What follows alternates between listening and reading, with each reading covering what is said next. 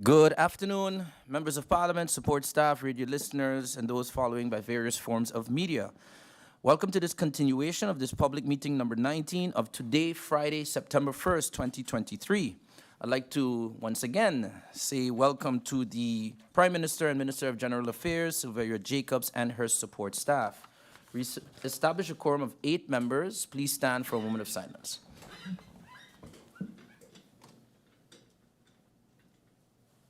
Thank you.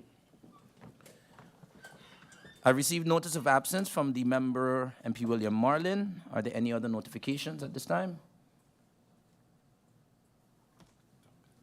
And I did receive a verbal indication that MP Duncan? MP Duncan is running late. Or absent. The agenda points for this meeting are, we have one agenda point, yes. That is an update on all matters related to TELEM. These are IS 169 and 869, dated November 7th and June 19th, 2023. Agenda point 1 was requested by the MPs Heyliger-Marten, Gumbs, and Duncan.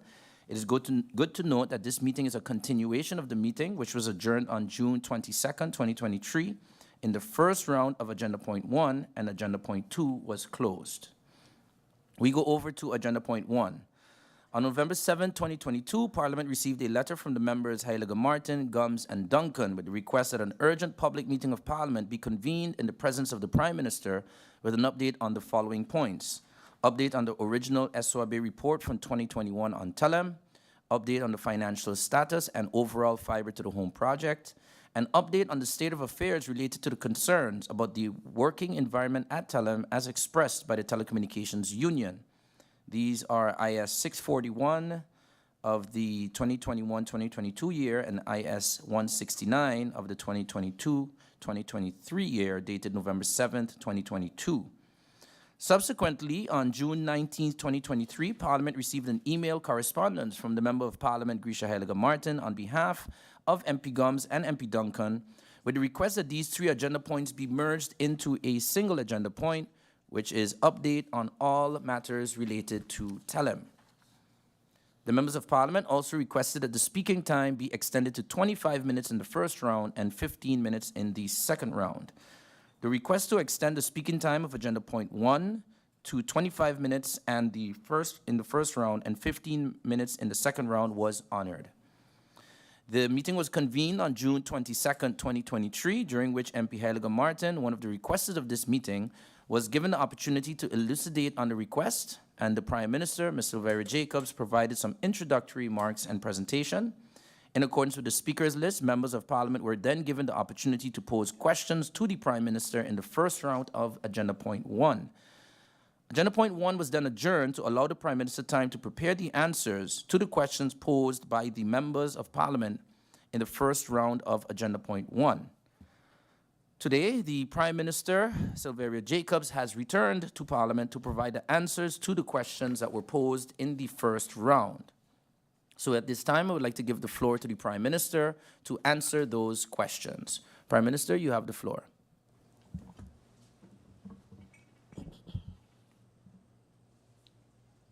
Thank you, Mr. Chairman. Good afternoon once again to those following, and of course to the members of Parliament. Good afternoon to the people of St. Martin. Thank you for reconvening this discussion today to finalize this meeting. As you are aware, the questions, I will go directly into the questions, Mr. Chairman.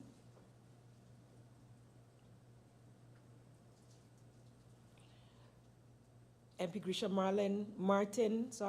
Heyliger-Marten asked whether I am aware that a toxic environment can destroy one's morale, undermine productivity, and threaten the success of any organization. I do believe it was a rhetorical question, and so of course I can say resoundingly yes.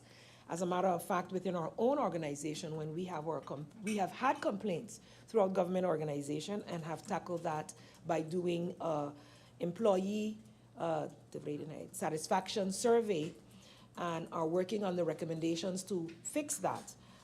In other organizations, I would encourage that be done, but you can also do an operational audit on several areas where the complaints are happening. And so that would be my recommendation in dealing with that. And I am also aware that the greatest asset of a company is its employees. The MP further asks what happened to the information regarding, I guess, complaints that are out there. Did we ever discuss the conclusions with the Supervisory Board of Directors? In our regular meetings with the Supervisory Board of Directors, we are updated on the financials. We're updated on the other aspects, developmental issues, challenges, critical issues, including issues that they are facing in their discussions with staff, with unions, etc.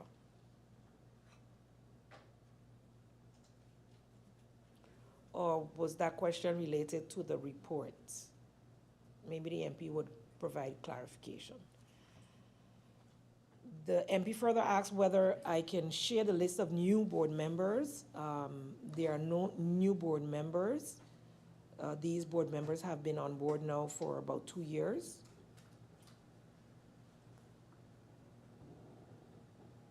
If the composition from 2017 from now, in 2017, the board consisted of Mr. John Richardson, Mr. Jimmy Challenger, the late Mr. Arnold Brown, Mr. Stephen Constance, and Mr. Paul Marshall.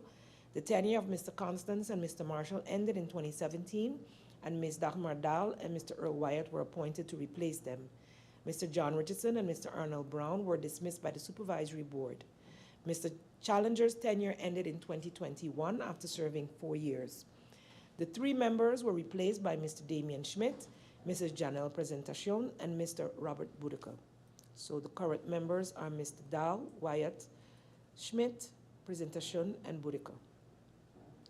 Can we hear about the strategy and the financial plan that the Prime Minister referred to? TELEM is currently busy with updating the financial plan to create an updated picture of the finances of the organization. The financial situation of the organization is precarious, and serious decisions have to be made to safeguard the continued existence of the company. The financial plan is the precursor of the 5-year strategic plan. The management team and supervisory board is currently engaging in strategic sessions for the creation of a new strategy for TELEM moving forward.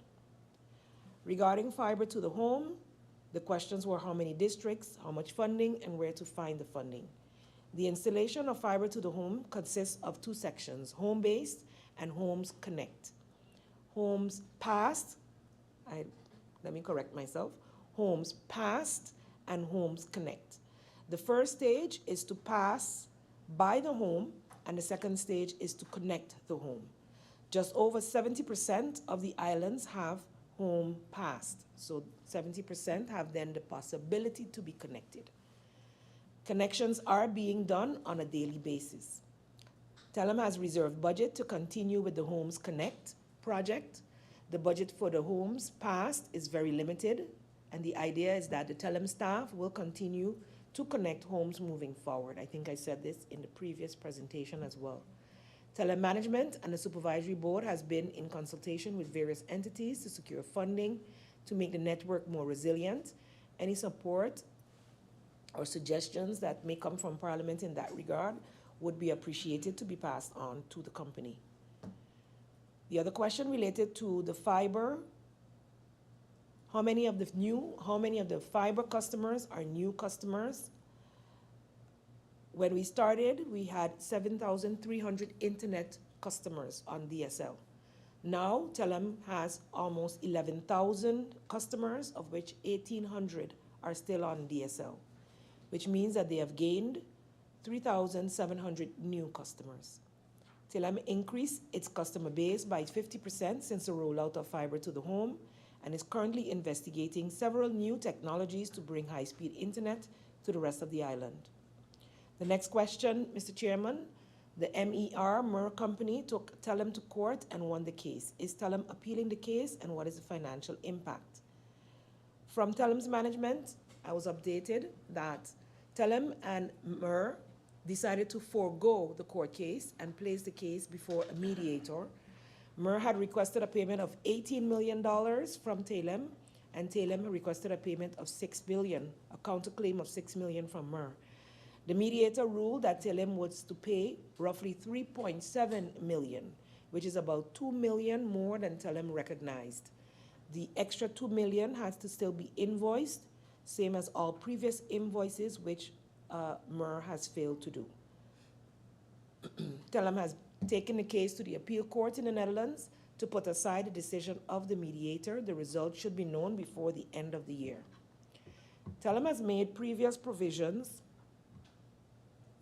for the total payout on its budget as per the ruling, and therefore all financial projections moving forward include that amount.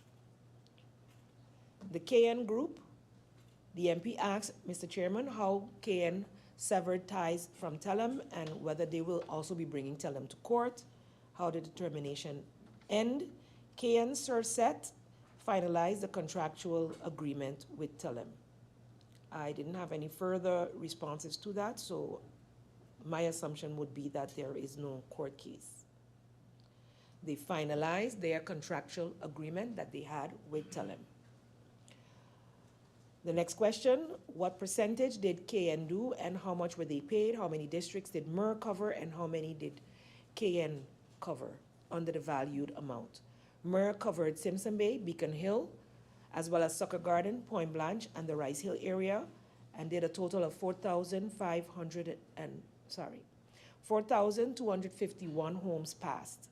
KN Surset did 15,832 homes passed and 5,845 homes connected. The amount paid is confidential, and TELEM management would prefer, if that is required, that it be done in a closed door session.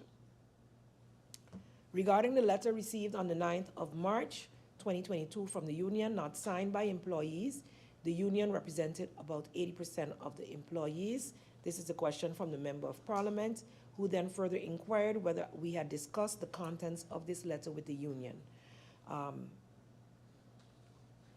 No, the government of St. Martin has not had a discussion with the union on this letter. How long is the transition from the previous CFO to the current CFO going to last? Isn't that a financial burden for the company that is already under distress?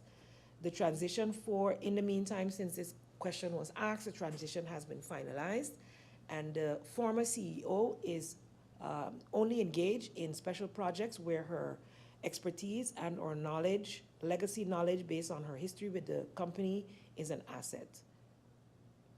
So her contract has ended and is only required when it is needed, I guess on an on-call basis. The previous CFO, the MP mentioned, is now called Vice CFO, quote unquote. Is that even in the structure? I believe that was something done internally. There is no change in structure, and this was not an official appointment. In fact, it was even mentioned that it was somewhat of a joke. Internal joke. And I can reference the way we refer to our Minister of Finance sometimes as the Minister of Innovation. It's nothing official. It's just something that is done and said internally based on his interest. And so based on the fact that she's not the CFO, but assisting and was assisting in the meantime, that is what they were, or she was calling herself. About the amount of cases that TELEM is losing, the Member of Parliament wanted to know if I could provide Parliament with an overview of cases that had been lost, how much money was associated with that, and how many are in appeal and or pending. I have a list of court cases here in which I must state, for the most part, TELEM, St. Martin Telecommunications have won.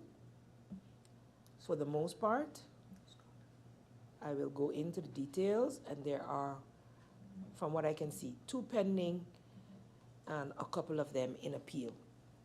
With cable TV, St. Martin Telecommunications won that case. It's finalized. The case regarding pensionable age and pension, both parties can be considered have won. Pending still is the part that was won by the company. One employee case, I'm not going to go into any names. The company won. The employee challenged the termination of a contract. One savings plan case, the SMCU, which is the union, won. The hearing is scheduled for the 13th of September, so this is pending. There are employee case number 2, the company won. The employee can still appeal, so we wouldn't consider it as final as yet. And this was a dispute for disciplinary measures for not following instructions. Case number 3, the company won as well. The employee is in disagreement. This case was called because the employee was in disagreement about a new assigned function. Another case on profit share and merit max bonus was won by the company. It is not yet final as appeal is still possible. In the 4th employee case is pending. It's an ex-employee claiming benefits. The following table is about the lost cases. The pensionable age, as I mentioned before, we can consider as having been won by both parties, so also then lost by both parties. And the savings plan, the union won. The hearing is scheduled for the 13th of September. And I think I mentioned it, there's also another case that was lost. Oh, this is a total. This is a summary. The costs are still pending because not all are finalized and difficult to trace due to the manner in which TELEM is being billed, as the legal person that is billing is also billing for other work that they did for TELEM in a specific period. So being able to pull that out would require some time, Mr. Chairman.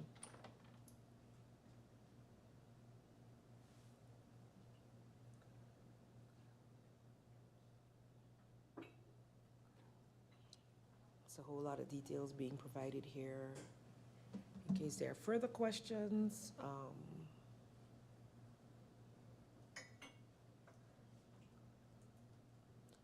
so in conclusion, one case was won by the union, which is still subject to appeal, and another case was won partly. 3 cases were won by TELEM and are final and binding, not subject to further appeal, and 1 was won partly, which is still subject to appeal. 2 cases were won by TELEM, but appeal could still be lodged.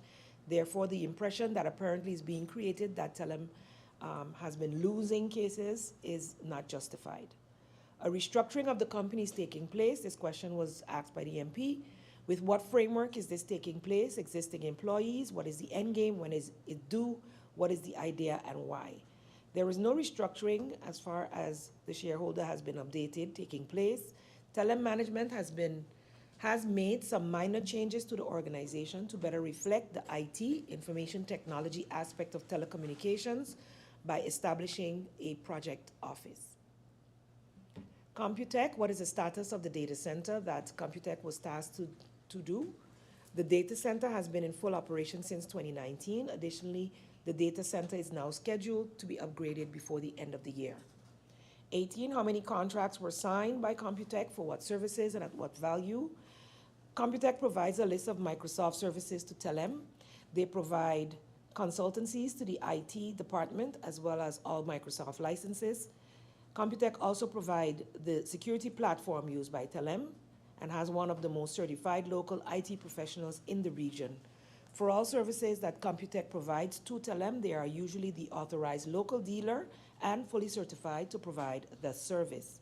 The value of the many contracts is confidential and can only be shared in a closed-door meeting. Have all these contracts gone through a bidding process? All contracts signed since 2017 have gone through the bidding process. Computech has a long-standing contract or some long-standing contracts with TELEM, some as old as 20 years old that are annually renewed. Seeing that some services are uniquely provided by Computech and TELEM is satisfied with its service, the service is maintained. However, the IT department executes an evaluation on the products and services of Computech on a regular basis to guarantee competitive pricing. The MP further asks, Mr. Chairman, or question, the chairperson of the supervisory board states that the CEO signed off on a contract without their consent. The contract in question was budgeted and as such did not require supervisory board approval. Once the budget is approved, management does not require additional approval. NTCS supervise Computech? What is the role regarding Computech? What is the story? The Member of Parliament wanted to know whether an evaluation of Computech was done and what it entailed. NTCS, according to the management, does not supervise Computech.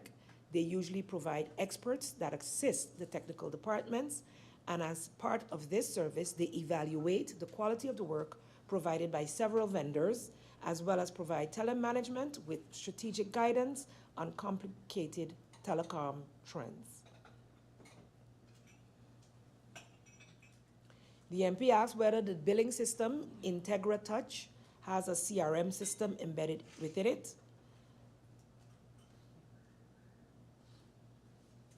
and says that it does. And how is it that Computech is hired as a separate CRM? Integra Touch has a suite of programs. This is the response provided by management. Mr. Chairman, Member of Parliament. Integra Touch has a suite of programs that perform limited CRM functionality. This functionality did not provide the range of service that TELEM management required of the CRM. The Dynamics CRM provides the organization with multiple reporting options over multiple departments using one integrated system. Additionally, TELEM management decided to use Microsoft Dynamics CRM as the basis because there are several experts that can assist if ever something had to go wrong with it. Prime Minister, I would like to just take a 2-minute adjournment and then you can continue. If I could just finish this answer? Yeah, that's the last one? This answer? Okay. Oh, I thought the answer was I wasn't done. quite finished with the answer. Go right ahead. Using a custom-built CRM marries you to the company and makes it more difficult to transition to another program. That's the end of that question. 2-minute adjournment and then we'll return with the rest of the answers.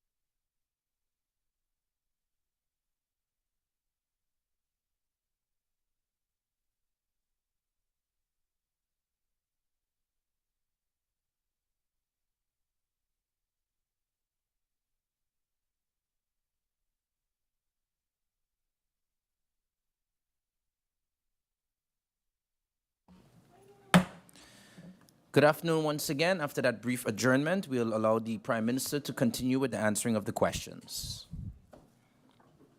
Prime Minister? Oh. We're working straight through the lunch, so.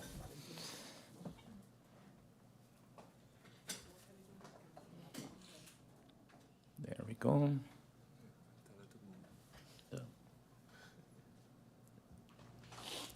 Okay, you have the floor. Thank you, Mr. Chairman. I go to the following question from MP Heyliger-Marten. Oh. Thank you for having my back there. The question was how much it costs to implement the separate CRM. As with all of the questions related to specific finances to vendors, Mr. Chairman, if this is required, then it would have to be done in a closed-door session. Then there were questions regarding whether or not or how the CEO of the airport was picked vis-a-vis the current CEO. I was not a part of any of those placements to know whether they were political or not. I know currently, and I would trust back then, that they would go through a process as per the Articles of Incorporation, following the corporate governance rules.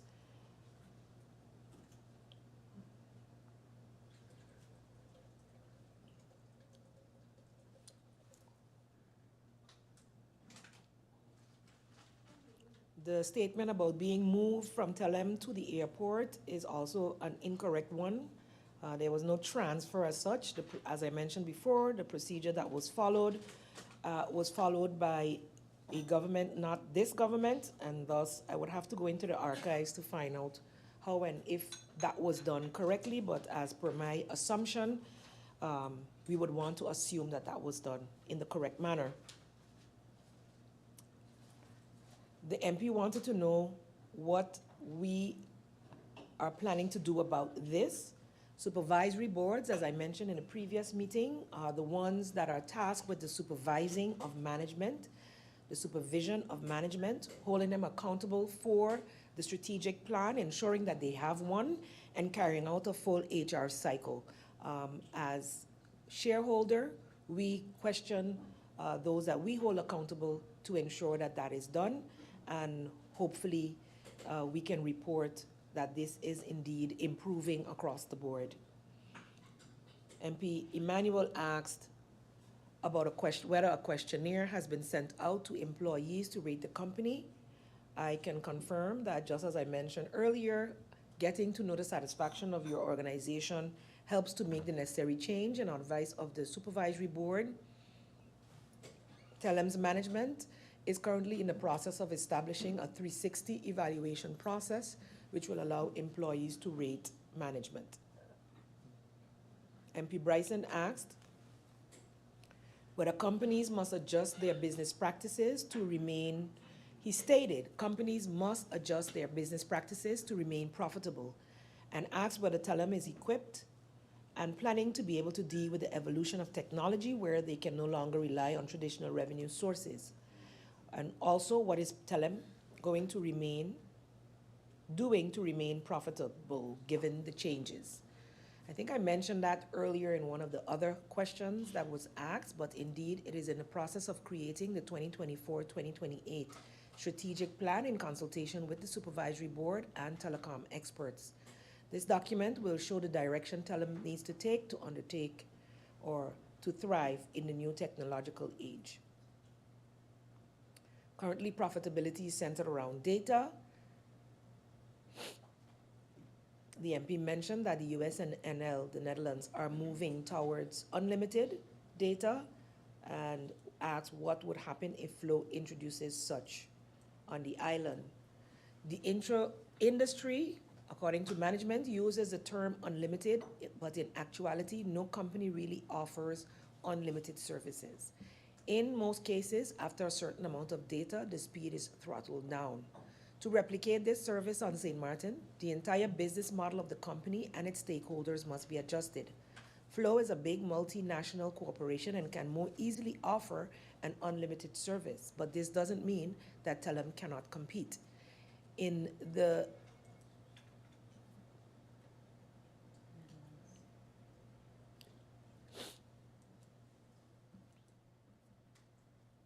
currently, it is the Q/S that usually determines customer satisfaction. Unfortunately, I didn't get the definition of that, so if you can look that up for me before we finish. Quality of service, thank you. I'm not a business person, clearly. That determines the customer satisfaction, and that is being monitored. What is the ability of TELEM to provide data center services? What are the possibilities for them to provide? Are there opportunities for TELEM to provide services to them? For example, cloud services, and to what extent does TELEM provide these services? For the past few months, the CEOs of GB, PGIA, SMPA, SZV, and PGIH have been meeting with the assistance of BDO to formulate a working document on sharing services to lower operational costs. Part of this plan is for TELEM to provide data center, security, and other IT services to government and government-owned companies moving forward. So that is a work in progress. To what extent does TELEM have plans to decrease the latency of the network to St. Martin? The fiber technology does not have much latency of 5 microseconds per kilometer, since it travels at the speed of light, as opposed to the Starlink, which has a latency of between 25 to 100 milliseconds. Fiber can provide a better customer experience, especially at higher speeds. However, to remain competitive, some adjustment to business model is required, to the current business model.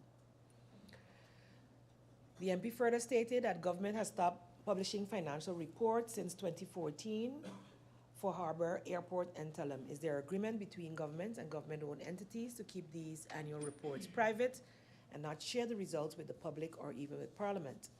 TELEM management has no issue with providing financial reports to Parliament. However, these reports must remain confidential because of the extremely competitive nature of the telecom industry.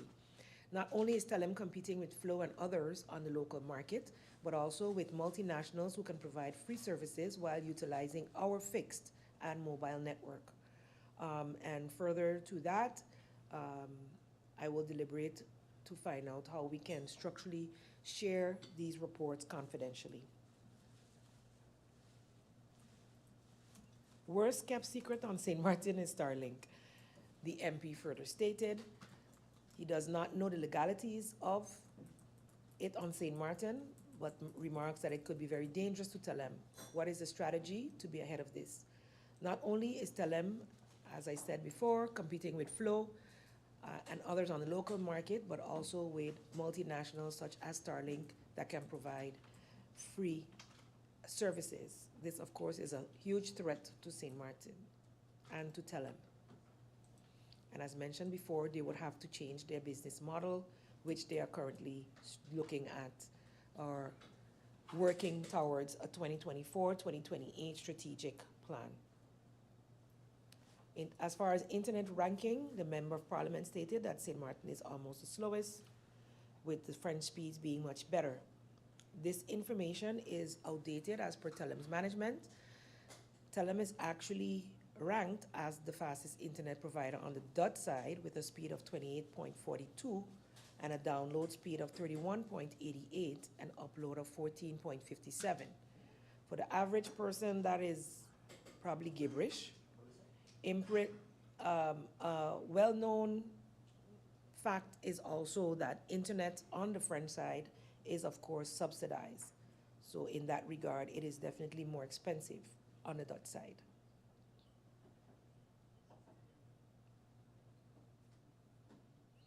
And I would want to assume that these speeds are based on the fiber. St. Martin should set a minimum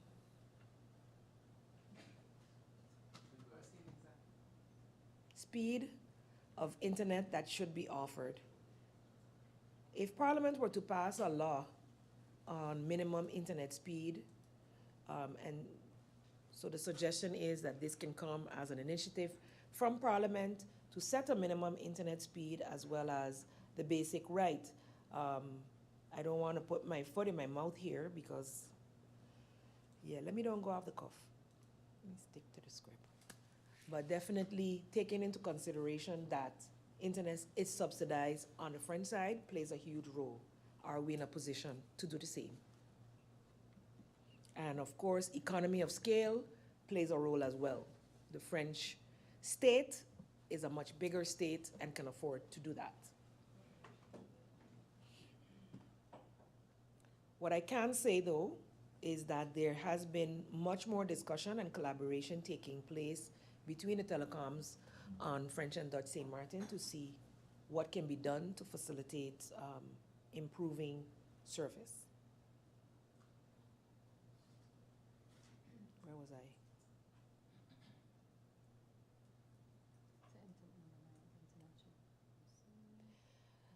Internet should be seen as a basic right.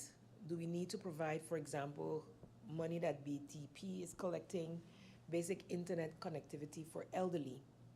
The business model would definitely need to be adjusted and financing would have to be provided. We would have to figure out where that would come from. And of course, telemanagement and government agrees that basic internet for every household should be the goal.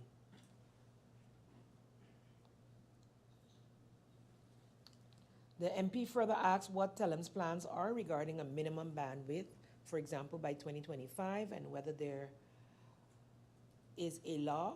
Is there a Parlatino law? Am I misrepresenting the question? That there is a Parlatino law? Okay. TELEM mentions that they double our internet speed on a regular basis. With the repair of the SMPR1, we will once again look at the business case and evaluate what the minimum speed will be on the fiber. So the fact that the SMPR1 cable is still down is playing a role in that. And hopefully when we see the strategic plan 2024, 2028, we can incorporate or ensure that it incorporates the minimum speed that should be on the fiber.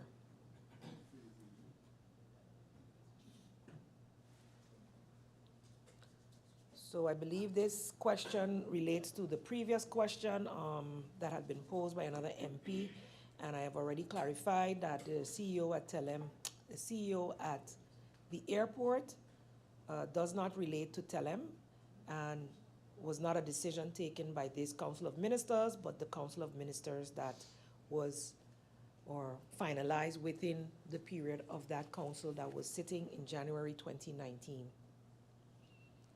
MP Melissa Gumbs asked, is TELEM in the process of reviewing their existing strategic plan? I think I said that in answering other members of Parliament. And she asked also whether the supervisory board would be involved. And as I mentioned before, it is in conjunction with not only the supervisory board, but telecom experts as well.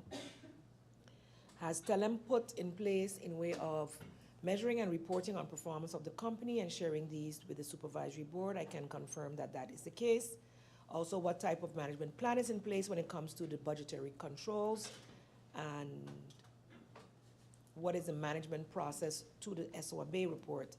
TELEM has always had budgetary control in place. The SAP financial system is used to monitor the budget as well as other financial controls. Every budgetary item is entered in the system and payments are monitored by the finance department. The system does not allow budget overruns without executive approval, and on the initiative of the new CFO, the monthly financial reports are now due on the 5th of every month. TELEM can now be more proactive in reacting to the changes in the market. BTP is asked to monitor TELEM. MP Gumbs asked, stated, has BTP changed their own minimum? When did they last do a test to check on whether the telecom companies adhere to the standards?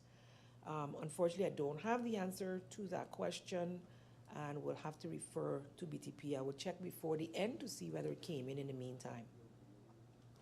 Government responsibilities to tax BTP on the vision. That also I'd like to hold off a response on. MP Westcott Williams asked about the fiber to the home project. I provided that in responding, I believe, to MP Grisha-Marten Heyliger-Marten. The PM indicated the project is running behind based on funding and technicians not being able to deliver. The project is being affected by more than the non-participation of staff. According to management, the project is being more affected by the non-participation of staff than by the finances itself. The majority of the material needed is in the warehouse, and it is a matter of ensuring that we work together to get it done. Hopefully the satisfaction survey and other aspects being done will help to motivate. Was the fiber project related to the loan that TELEM received? Yes, the loan was taken to execute the fiber to the home project and finance under capital expenditures for 15 years. When asked what went wrong with the funding, management has responded that nothing has gone wrong with the funding. The balance of the project, as it was mentioned before, can be mostly finalized with existing stock and employees.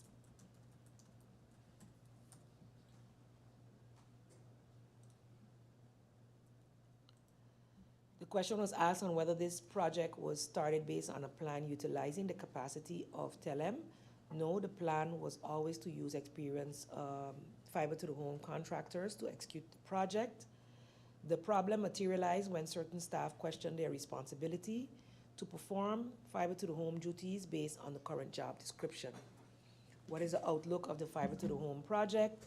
Staff will continue to bear the responsibility for the project, and the management will continue to finance it from its operations.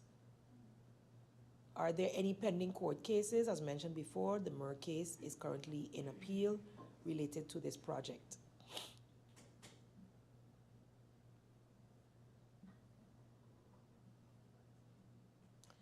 In terms of sharing the S.L report, the MP wanted to know whether there is a government policy or strategy providing information to government with the removal of personal information, for instance, like taking out names. We are currently within the Council of Ministers looking at having a meeting with our counterparts here in Parliament to further discuss the manner in which, among others, information is shared. So this will form part of that discussion.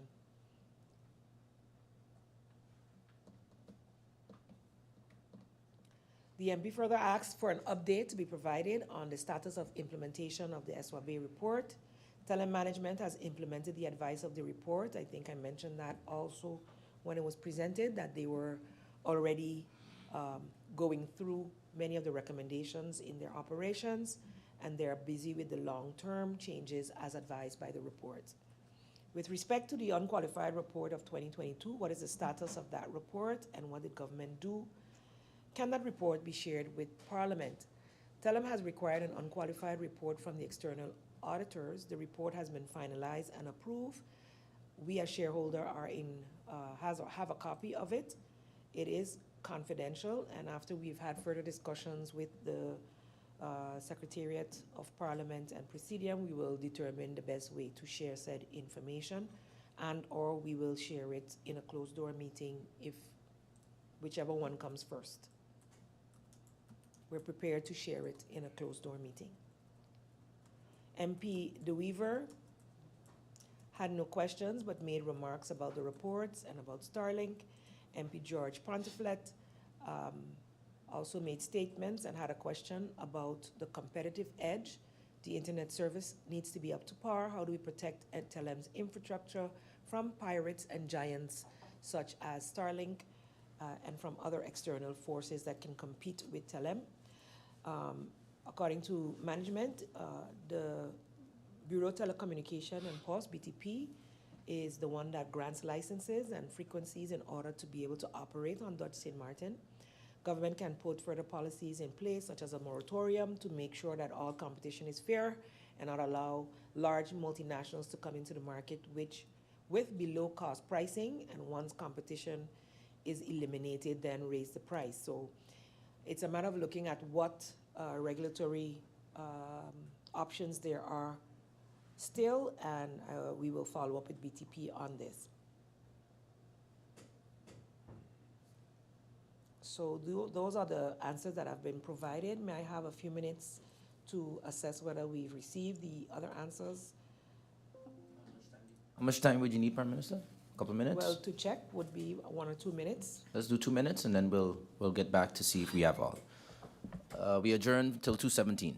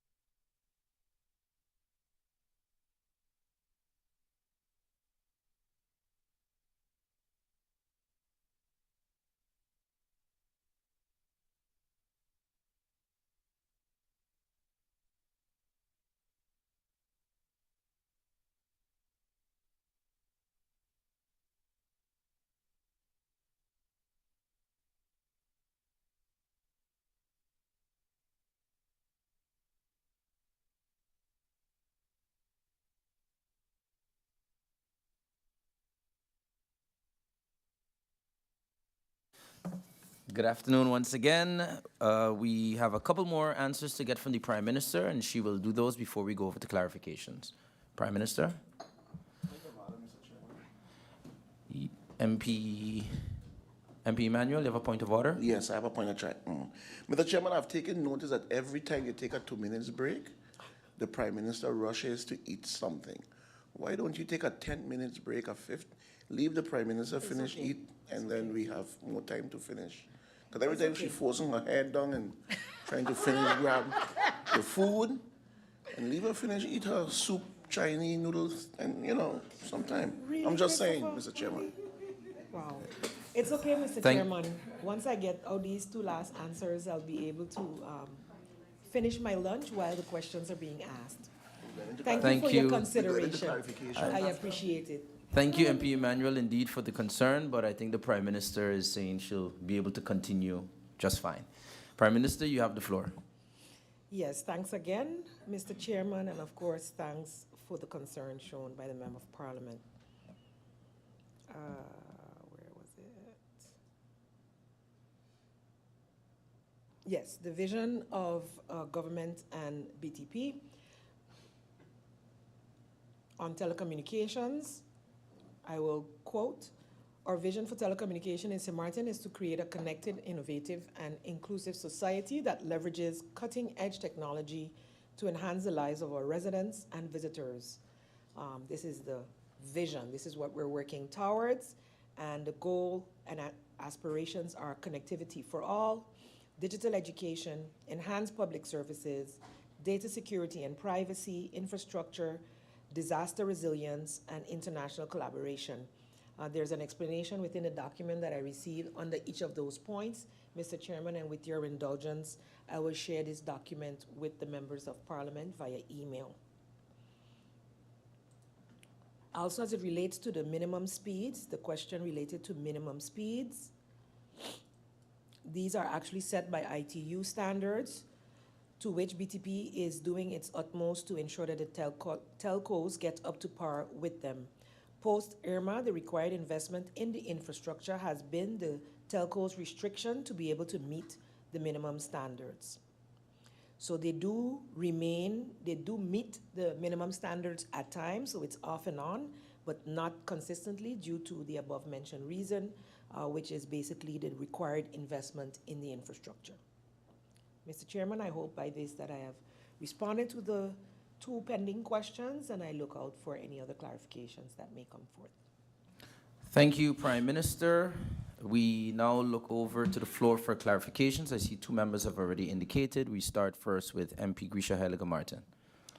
Thank you, Mr. Chairman. Good afternoon to you, good afternoon to everyone, and thank you to the Prime Minister for her answers and her support staff. Mr. Chairman, I just have a few clarifications based on the answers provided in the first round. And I'll start with the first clarification. The letter that was submitted by SMMCU, the union, that I received, I think during the time, like a year, 2 years ago, I remember forwarding this letter to the Prime Minister as well, through you, Mr. Chairman, in the past, for feedback. And today the Prime Minister is saying, through you, Mr. Chair, that she never met with the unions regarding the concerns written in this letter. Never. My question is, for clarity's sake, why? Why have the Prime Minister, why has she not met with them? Who do they go to? Other than us calling a meeting, asking questions, where would the unions go when they have concerns in general? Who do they go to? Do they come to Parliament? Do they come to you? I mean, through you, Mr. Chairman, if they have concerns, who do they address them to, and how can they get a little feedback or some kind of type of solutions to their concern? Because to date, the Prime Minister is saying she never met with them. My next question, for clarity's sake, is the IntegraTouch, the CRM. I'm assuming these answers came from the management. So my question to the Prime Minister through you is, what was so limited in IntegraTouch that this company needed to buy an entire CRM system? What were the limitations of IntegraTouch? Exactly. What's the difference between the new CRM system that they're buying and the IntegriTouch? What was the limitations there? Then, just for clarity, and I wanted to maybe, it's not a question, it's not a clarification, but a clarification on my end to clearly break down the line of questioning pertaining to why I asked during the time when I don't like to say names, but I'm going to have to say it, the now CEO of the airport and the now CEO of TELEM, they were both vying for the same position, which was the CEO position of TELEM. At that time, Mr. Chairman, they were both vying for the position, and they were the top two. But the person that was top for that position, that was based on credentials, the best for that position is the now CEO of the airport.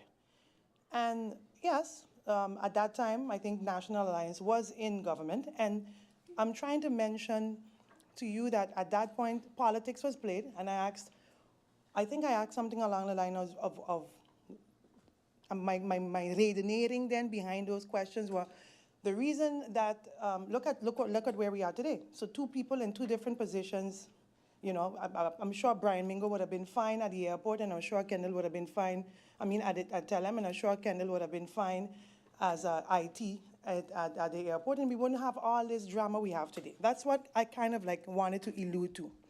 But anyway, that's when Brinches Politique plays a role. That's what I really meant with that question. Also, while I was in the position of the consultant I was the last 2-3 years, I remember being a consultant as a marketing and sales manager, and I was in a consultant field. My company was hired as a consultant in that position. I was evaluated as a manager. And my question is, I heard the Prime Minister say something along the lines of they are considering doing a new evaluation, but that evaluation was already ongoing. So what happened to that evaluation? Why they did not carry on the same evaluation? It's a brand new evaluation going on now. So at that point in time, if the Prime Minister is not clear, because I see she's frowning, I was evaluated by my peers. So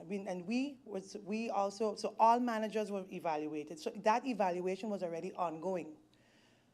I heard the Prime Minister said something along the lines of they're working on a new evaluation process so that the employees can evaluate the managers. It was already done in the past. So is it a brand new evaluation? That process didn't work in the past. What's the situation there? And then I think I'm going to leave the rest of the questions, Mr. Chairman, for the second round. But just some clarity there. Thank you. Okay. Next we have MP Emmanuel for clarifications. Thank you very much, Mr. Chairman. Mr. Chairman, the Prime Minister made mention that internet is subsidized on the front side. Now, Mr. Chairman, I would want to believe that those answers came from TELEM given to the Prime Minister. But I would like to ask the Honorable Prime Minister, internet is subsidized on the front side to whom? The hospital, the airport, all the government agencies on the front side, or to private homes? And who are the ones subsidizing internet on the front side? Because when you made mention in your answer that internet is subsidized on the front side, exactly who is subsidizing the internet and where is the internet being subsidized? Digicel, that is widely used on the French side, is not a French company. So Dauphin and all those are different companies. Who is subsidizing the internet on the French side? Is it the French government that is subsidizing the internet on the French side? Is it a French company? What exactly do you mean when you said internet is subsidized on the French side? Is it subsidizing the French Republic or from the French government? It doesn't really add up when you make mention that simply internet is subsidized on the French side. Subsidized on the French side, how? To whom? Where? How much? From what? Mr. Chairman, I would like to know some clarifications exactly what is meant when the Prime Minister said that internet is subsidized on the French side. Also, Mr. Chairman, the Prime Minister said that the mayor case is still in court. I would want to believe that the mayor won that case with TELEM. The MER won that case with TELEM. And it's a matter of figures of how much, what is to be paid out and how much TELEM come back to pay. So it is in court on which level? It's in court on the appeal. It's in court in the Supreme Court. At which level is it still in court? Because I would want to believe, or I know, that that case was settled and Mayor won that case. So can the Prime Minister clarify exactly what part or which part of that case is still in court? Thank you, Mr. Chairman. And we have another clarification from MP Heyliger-Marten.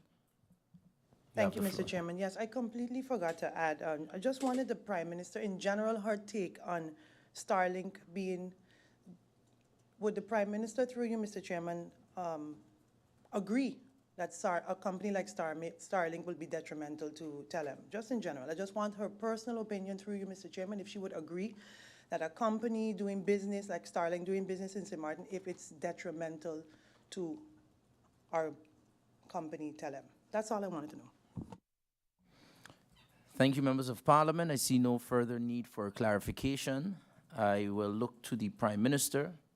There were, what about, well, a few clarifications. Should I adjourn for a couple minutes to see how much time you need, or Prime Minister, you will go straight into them?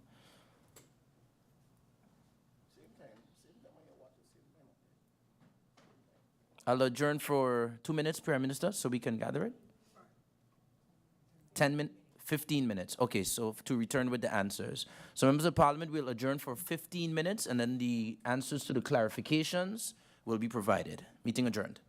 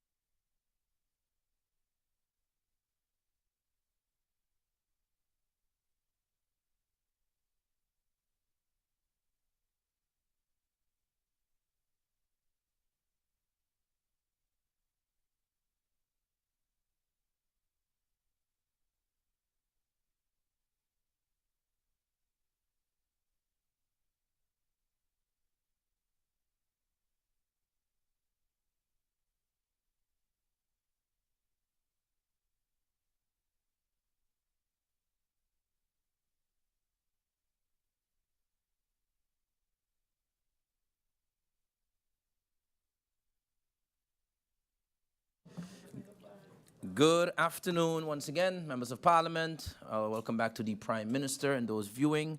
We took an adjournment for the Prime Minister to prepare some of the answers from the clarifications that were posed from the answers that were provided in the second round. I think the Prime Minister will attempt to answer those now, and we will then go over to the second round. Prime Minister, you have the floor.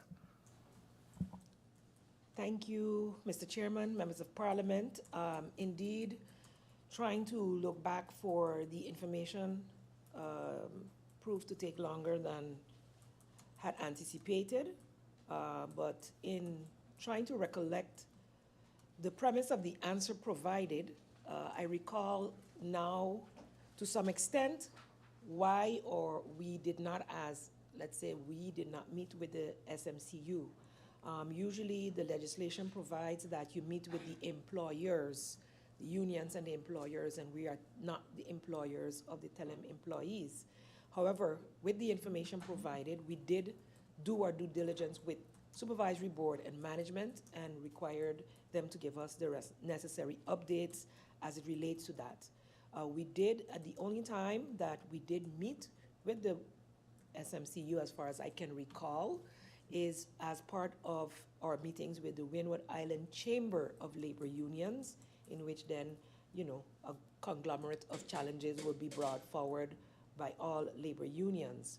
Should the information I'm providing at this time, as I said, I wasn't able to go and find back the documents, but should I get the information more accurately, this will be provided whether towards the end of the second round or in writing.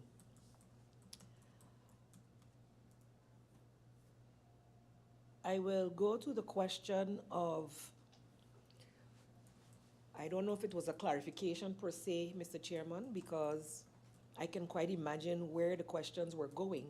But in me having to repeat questions, sometimes people take things out of context, who go snip and paste and say, I see. I did not choose to repeat certain questions as they were stated and gave the answers as I feel was best to be done in the interest of sharing information to the public. I have a bit of a concern with statements being made as to how people were or were not hired. When on one hand we talk about our local professionals, these two gentlemen are also local professionals within their fields, and were given an opportunity to lead two of St. Martin's companies. I think the due diligence should be where it should be, which is at the supervisory board level, to do the necessary assessment and evaluation of said persons, and they be evaluated normally, as in my discussions with my survey focus group within government, because we've also done a survey within organization. They've given us an evaluation of the recommendations and their recommendations at all four levels. This gives you an opportunity to not necessarily dismiss, but to give you places and areas on which to improve. So the first part of an evaluation is to evaluate for improvement. If after several attempts have been given, no improvement seen, then you can move towards the inevitable. But the opportunity for evaluation is in the first instance to bring improvement and to identify areas of strength and weakness in order to be able to build on your strengths and improve your weaknesses. So I am not going to stand here and say who is better for where. Let the evaluations of the supervisory board of each of these companies do their due diligence where that is concerned.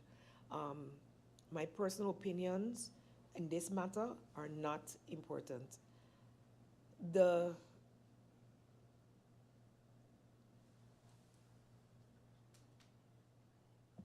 it finished?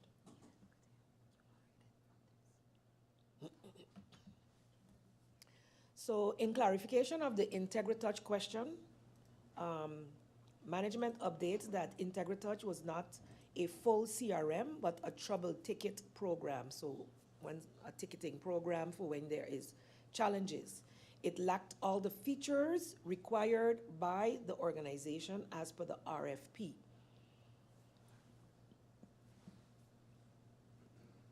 And as I mentioned in the previous explanation, the company was not comfortable to be solely reliant upon one company and being restricted with a company that wasn't necessarily even on island to be able, I'm not sure they're on island, let me restrict that part, to be serviced by the one company with a custom written program.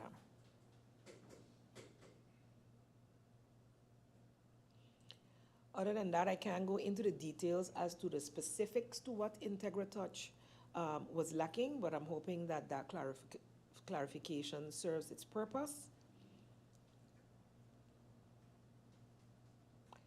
The evaluation that I discussed was a 360, it's a method. So there are different types and methods of evaluations.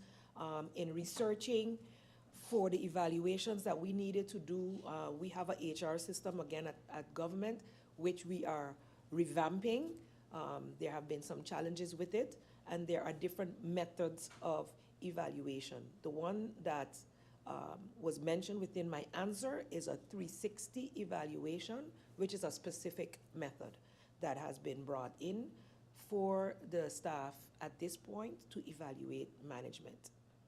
And 360 is like a complete turnaround, so it's a specific method with specific types of questions, etc.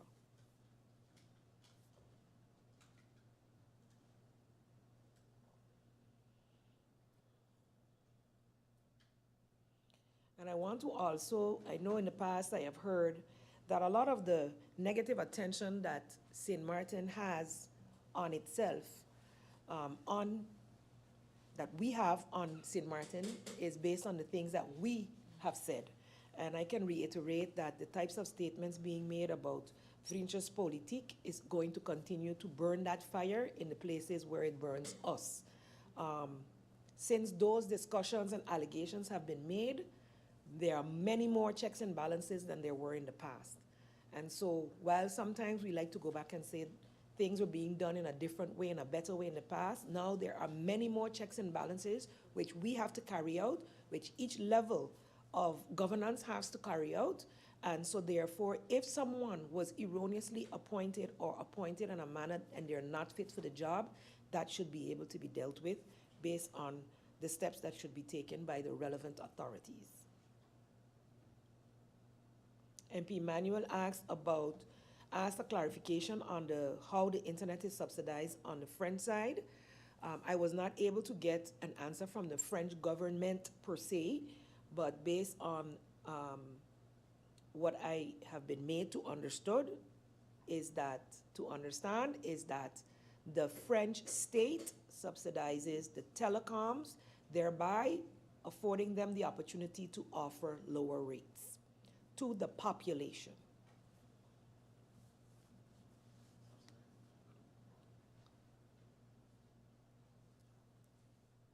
I will seek further. I have actually sent out the request for further information from my colleagues, and as soon as I have a more detailed response, Mr. Chairman, I will provide that, but for now, that is the response that I have.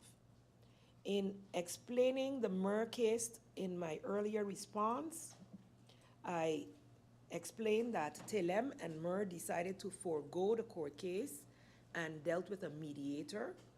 TELEM in the end did not agree with the mediator's decision but have budgeted for what the decision called for. They are currently in appeal in the Netherlands to the mediator's decision to have that put aside, and they will know about this ruling at the end of the year, but the projections for the finances related to that result is on the books of TELEM to be paid out should they not win that appeal. I'm hoping that clarifies the answer, Mr. Chairman. And I think, oh yes, the subsequent question or elucidation that was requested about Starlink, I did answer in my previous answers in that, of course, any free internet would have an impact on the bottom line of both companies, in my opinion. Thank you, Prime Minister. Members of Parliament, with those clarifications, we go over to the second round of this public meeting. Please be reminded that the speaking time is 15 minutes, as was agreed upon at the start of this meeting. We go first to MP Heyliger-Marten. Thank you, Mr. Chairman. Mr. Chairman, based on some of the answers that the Prime Minister responded on regarding the home pass, especially that one, the Prime Minister made mention through you, Mr. Chairman, that 70% home pass on the Dutch side. Of the 30% that are not passed, can the Prime Minister, through you, Mr. Chair, indicate what areas they are, and if there are budget assigned to finalize the 30% of the home pass? And also, I heard the Prime Minister mention earlier that the project, the fiber to the home project, is stagnant because of staff. I would like the Prime Minister to explain exactly what does she mean by stagnant because of the staff. The staff is not, I think she mentioned it earlier, but I think in the first round, I'm not sure, but just since it's been that long, she mentioned it again, that it is the staff that is stagnating the fiber to the home process. So it's not budget. Is it not budget? It's just staff. So why staff, and what department, and what exactly? I would like a little explanation as to what the issue is there and what the management is doing to, overcome the situation, to make sure that the 30% is finalized. So again, is there a budget in place for the 30%? And if it's being stagnant now, why and which staff? I like a little more elucidation there. Also, the CEO's contract was recently extended. I'd like to know until when, how long it's been extended for. And then the data center. I think this is something we discussed in the past as well. I'm not sure if it's operational or not. If it's operational, why not? And if it is operational, from the inception of it being operational, what benefits has the company yielded from this data center thus far? Also, Mr. Chairman, through you, there are 2 drop zones right now that I am aware of. In the airport area, calls get dropped, and in the Defiance area, the calls are being dropped. What is, and it's been there for years, especially the airport. I'm not sure much about Defiance. I'm MP, yes? Defiance, maybe.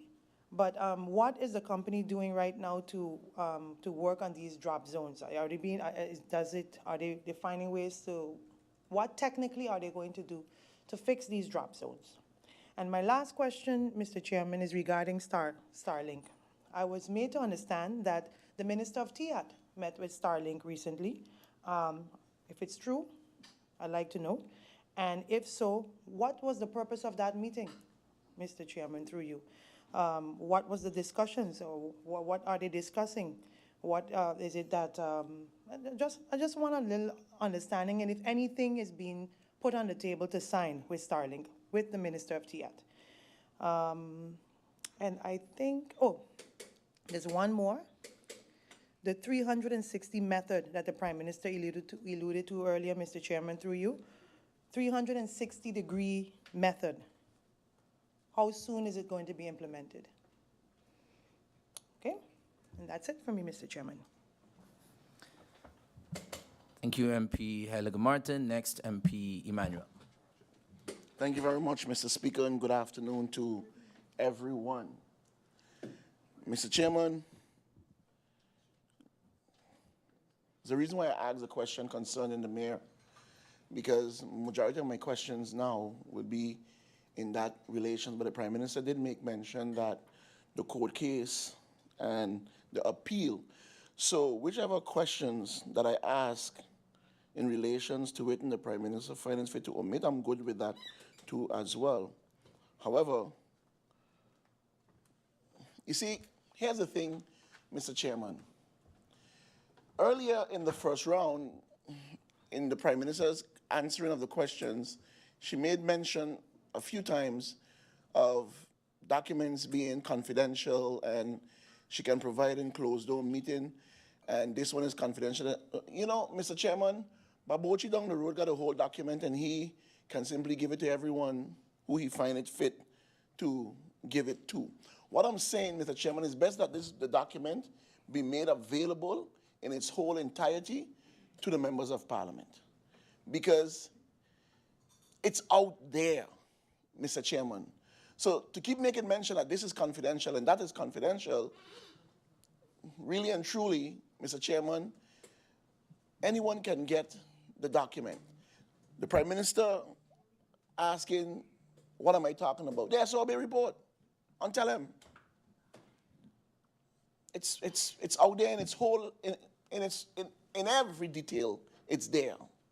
It was sent to Parliament. You could have only watched and look. I was not one that had the privilege to do that. So I didn't see it. What I'm saying is the document is there, Mr. Chairman. Mr. Chairman, I would like to ask a few questions. 15 minutes, 12 minutes. How many loans were taken out for the FTTH project? And what is the value of those loans?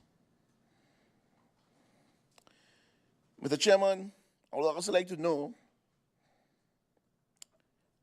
the project started out with 18.5 million. It ballooned, skyrocketed to 44 million.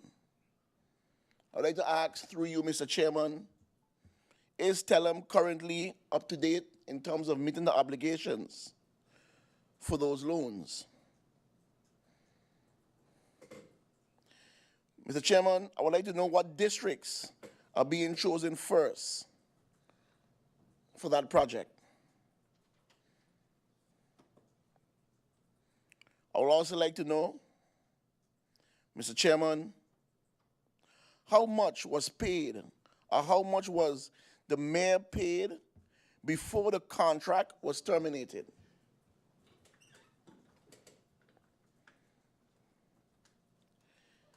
Mr. Chairman, how many districts were connected for the fee by the mayor? How many districts?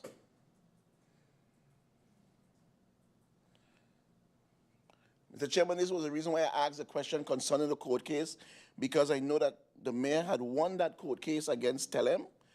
So the question is, how much did TELEM have to pay to the mayor, and what is the financial consequences for TELEM? Yes, but I know you answered all of that, and that's why I said in the beginning, you can omit answering it. But it's a question that I have. The question that I have.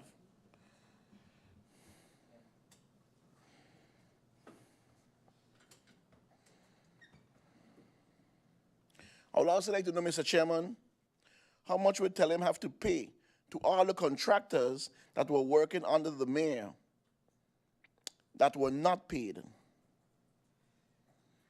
Why was the mayor contracts terminated, and then the same contract was used without legal changes and signed with KN? I would also like to ask the Prime Minister if she knows the group KN. How much was KN paid, and how many districts were connected for this fee by KN?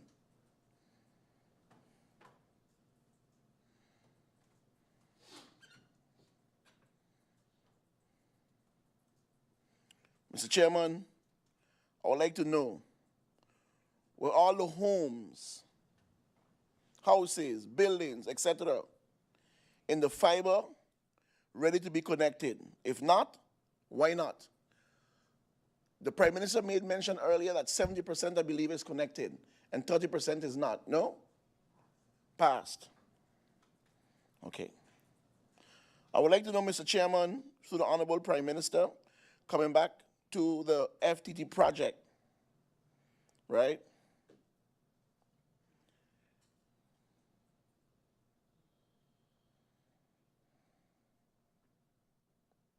Can the Prime Minister explain why two companies was chosen for this project,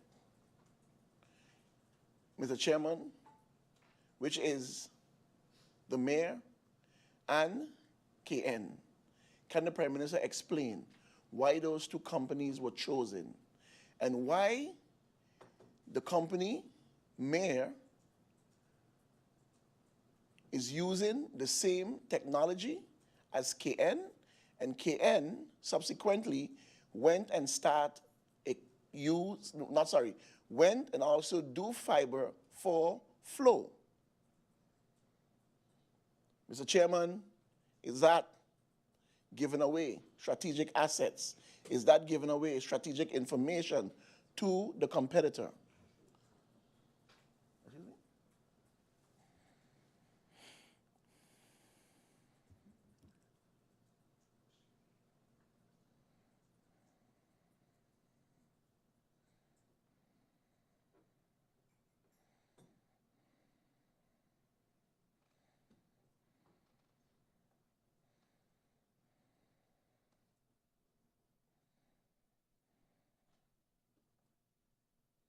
Mr. Chairman, can the Honorable Prime Minister explain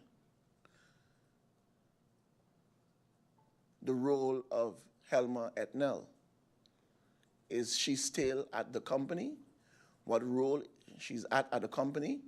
Whether it's a consultant, whether it's a manager, whether it's a staff worker. Mr. Chairman, I would like to know at what position she's holding, if she's still there. I would like to know if the name of CEO is still above the door office that she's holding.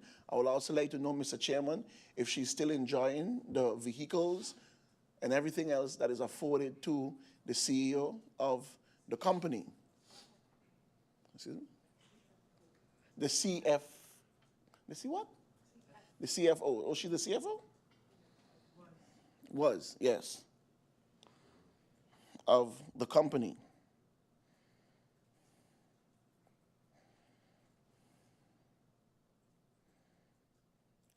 Mr. Chairman, everyone seems to be talking about Starlink. And it was made mention that Starlink executive met with the minister. Mr. Chairman, Starlink is owned by Elon Musk. Elon Musk has placed 275 satellites globally. Mr. Chairman, as it is right now, Starlink doesn't cover the southern side of the island. However, it covers the northern side of the island. But the island being only 37 square miles, it covers everywhere. But to get Starlink, you have to put in an address from the French side, Mr. Chairman. Mr. Chairman, Starlink would send you the modem, they'll send you the antenna, and all you have to do is pay for that, which is about $275 for the package, and you pay them $80 a month, Mr. Chairman. Starlink is a serious competitor to TELEM. So when the answer was given that TELEM is the fastest on the island, can the Honorable Prime Minister explain fastest in terms of what? The download, the upload, how much megabytes, how much it is really? Can the Honorable Prime Minister explain, Mr. Chairman, who regulates internet on the island? The speed that you're supposed to get, the amount that you're supposed to get. Can the Honorable Prime Minister explain, Mr. Chairman, how much is TELEM's basic package and what is guaranteed to people? Can the Honorable Prime Minister, Mr. Chairman, explain? Is it true that all managers at TELEM get free packages when it comes to internet service? Mr. Chair, is this true? I'm asking the Prime Minister the question through you. Mr. Chairman, there are many other questions that I want to ask. However, the answers will be confidential most of the time. So I will leave it here, Mr. Chairman, and I'll wait for the clarifications or the answers and then go from there. Thank you. Thank you, MP Emmanuel. Next, we would normally have myself, but I am currently chairing, therefore I am not taking the floor. So we will go to the next speaker, which would be MP Gumbs. Thank you, Mr. Chairman, and good afternoon to you again and everyone here with us, and the Prime Minister still here with us, and new support staff this time. I just have two questions. Thank you, first of all, for the answers to the earlier questions, Prime Minister. My main question is, what is the plan for SMPR1?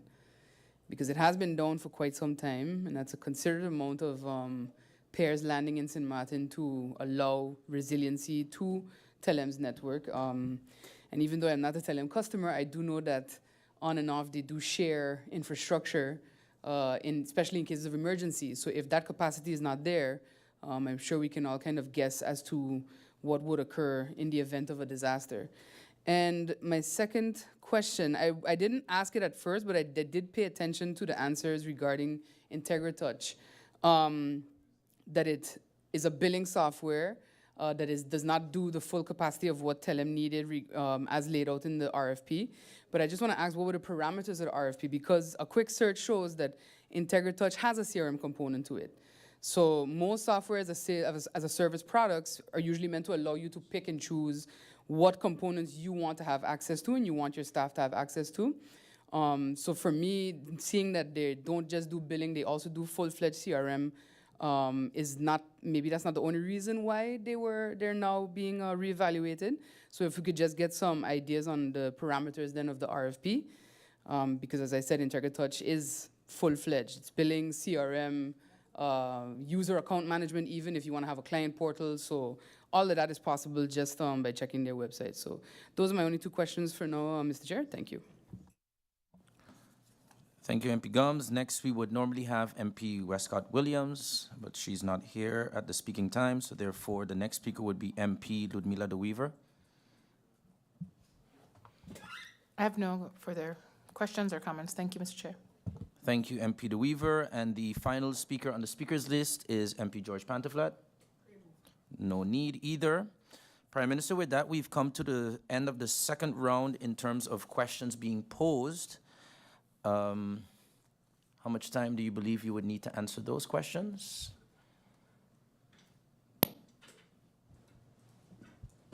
Mr. Chairman, I would like to have the opportunity to return. I don't believe that I can answer these questions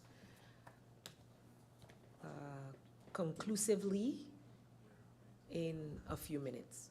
Okay. It would require the company to prepare more in-depth answers than I'm able to get off the cuff, and so I would prefer to do that. Understood. Do you have any other remarks before we adjourn the meeting? Just basically, I didn't, and why I made comments, I apologize for when the Member of Parliament was speaking, to have made my comments out loud, or even not maybe loud enough to be heard by the public, but it was in fact not a good thing. But I was a bit confused as to why questions that were already answered in the first round were being repeated. And then I was told just, the statement was made in the opening that, you could decide not to answer them if you want, and then you create an impression like I do not want to answer them. Okay, but the questions, some of them were asked already and provided in the first round, and so that will be taken into consideration in preparing the answers. But at the end of the day, it is the time of the support staff and everybody else that is also then, with this process. So I'm just wanting to be clear that government at all times is prepared to answer what we can answer, and questions of a financial nature will require a closed door session. So then if that is the case, then we call a central committee or whatever it is in closed door, and we have the frank discussions on the finances and other areas that are propriety. One of the things that the member also mentioned in that the report is out there. That is a clear, for me, breach of integrity. And if we are going to say that we are integral in everything we say and do, we do not promote that information that should be propriety, that should be safeguarded for the country's sake. Like, what are we benefiting from killing the company? So I am very cognizant of what confidentiality means and what integrity means, and I aim to uphold that in the interest of the companies that are the people's business. And yes, we may feel because it's a public company, the entire public needs to know every single thing, but that is not the case. And we will give the information that is required to be able to take the necessary decisions, and when necessary, do so confidentially. Thank you very much for your attention today, and we will come back. Can I let you know in writing how long the company will need as to when we'll be able to return to respond to the questions asked in the second round. Thank you, Mr. Chairman, and good afternoon to you all. Thank you, Prime Minister. Indeed, the Secretariat will be in touch with you. I guess you'll indicate once you have the answers from the company. And just as a note, the questions, if the Member of Parliament has it prepared but has repeated it, I think it's okay for you to say, well, this was answered in the previous round or so on. I think the MP doesn't have an issue with that either, just so that you can take note of that when you return. Members of Parliament, with that, we come to the end of the meetings for today as well as for this week. I wish everyone a safe and pleasant weekend, and we will adjourn this meeting until further notice. Meeting adjourned.